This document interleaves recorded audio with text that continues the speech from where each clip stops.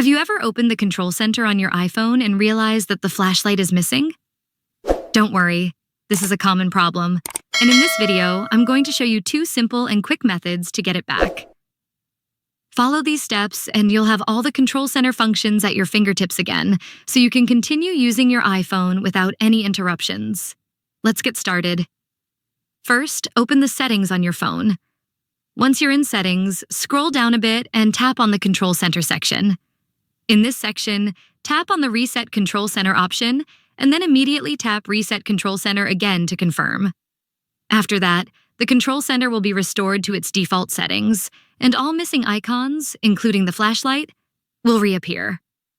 That's the first method. As for the second method, if you don't want to reset everything, swipe down from the top right corner of your screen to open the control center.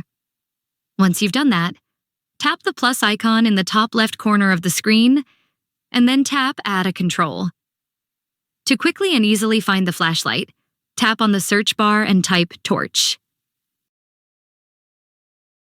In the search results, you'll see the torch option. Tap it to add it back to the control center. Now you can move it anywhere on the screen where you want. And that's it for this video. If you found it helpful, leave a like, share the video with your friends, and subscribe to my channel. Thank you so much for watching, and I'll see you very soon.